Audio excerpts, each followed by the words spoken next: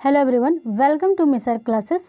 आज हम लोग इस वीडियो में देखने वाले हैं सेमेस्टर 3 में जो आपका इन्वायरमेंटल एंड पब्लिक हेल्थ से संबंधित प्रश्न पूछे जाने वाले हैं। उन्हीं इम्पोर्टेंट प्रश्न को हम लोग इस वीडियो के माध्यम से करने वाले हैं। यानी ये हमारा पार्ट 4 है। इससे पहले हम लोगों ने पार्ट 1 और पार्ट 3 तक पूरा कर चुके हैं। अगर कोई स्टूडेंट पार्ट 1 से पार्ट 3 तक नहीं देखे हैं तो उसका लिंक आपको डिस्क्रिप्शन में मिल जाएगा, वहाँ से आप देख सकते हैं। डियर स्टूडेंट, ये सारे प्रश्न सिलेक्टेड प्रश्न हैं, आपके एग्ज़ाम में 100% छपने वाले हैं। यानी 18 अगस्त को जो आपका इन्वायरमेंटल एंड पब्लिक हेल्थ से संबंधित प्रश्न पूछे जाएंगे, ये बहुत ही ज़्यादा इम्पॉर्टेंट होने वाला है ये वीडियो। तो हम लोग बिना देर किए शुरू करते हैं। पहला प्रश्न है, विश्व पर्यावरण दिवस कब मनाया जाता है? राइट आंसर हो जाएगा ऑप्शन नंबर बी, 5 जून। यानी हर साल विश्व पर्यावरण दिवस 5 जून को मनाया जाता है। अगला प्रश्न है पर्यावरण में सम्मिलित होता है। पर्यावरण में क्या क्या सम्मिलित होता है? तो राइट आंसर हो जाएगा ऑप्शन नंबर डी, यानी जैविक संगठक और अजैविक संगठक दोनों पर्यावरण में सम्मिलित होता है। अगले प्रश्न की ओर चलते हैं। अगला प्रश्न है, कौन सा क्षेत्र भारत में प्रदूषण के लिए सर्वाधिक उत्तरदायी है? यानी ऑप्शन में बताना है कौन सा भारत में प्रदूषण के लिए सर्वाधिक उत्तरदायी है। राइट आंसर हो जाएगा ऑप्शन नंबर सी, उद्योग यानी जो फैक्ट्री होते हैं वो प्रदूषण के लिए सर्वाधिक उत्तरदायी माना जाता है। अगला प्रश्न है हमारा, झारखंड के किस जिले में राष्ट्रीय उद्यान अवस्थित है? झारखंड के किस जिले में राष्ट्रीय उद्यान अवस्थित है? राइट आंसर हो जाएगा ऑप्शन नंबर सी, हजारीबाग। अगले प्रश्न की ओर चलते हैं। अगला प्रश्न है, निम्नलिखित में से कौन अधिक क्रियाशील हरित प्रभावी वाली गैस है? यानी हरित ग्रीन प्रभावी वाली गैस कौन सी है? राइट आंसर हो जाएगा हमारा ऑप्शन नंबर बी, जल वाष्प। अगले प्रश्न की ओर चलते हैं। अगला प्रश्न है, भारत में किस वर्ष महत्वपूर्ण वन्य जीव कानून बना था? यानी कौन सा वो वर्ष है जो वन्य जीव कानून बना था? राइट आंसर हो जाएगा ऑप्शन नंबर सी, 1972 में वन्य जीव कानून बनाया गया था। अगले प्रश्न की ओर चलते हैं। अगला प्रश्न है, किस विटामिन की कमी से रतौंधी होती है? यानी वो कौन से विटामिन की कमी हो जाती है जिससे रतौंधी नामक एक बीमारी हो जाती है? राइट आंसर है option number A, vitamin A. यानी विटामिन ए की कमी से रतौंधी नामक बीमारी हो जाती है। अगले प्रश्न की ओर चलते हैं। अगला प्रश्न है, डायरिया किस कारण से होता है? यानी डायरिया जो बीमारी होती है उसके फैलने का कारण क्या होता है? Right answer option number B, bacteria यानी कि जीवाणु के कारण डायरिया बीमारी हो जाती है।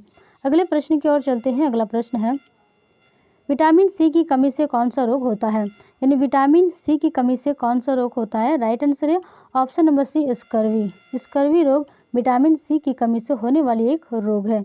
अगले प्रश्न की ओर चलते हैं। अगला प्रश्न है, निम्नलिखित में से कौन सा प्रोटीन नहीं है?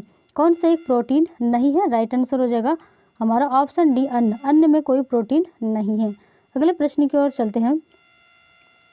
डियर स्टूडेंट, यदि आपको सेमेस्टर 3 से संबंधित कोई जानकारी चाहिए या कुछ पूछना है तो आप व्हाट्सएप नंबर 9798453896 से संपर्क करके विभिन्न प्रकार की जानकारी ले सकते हैं।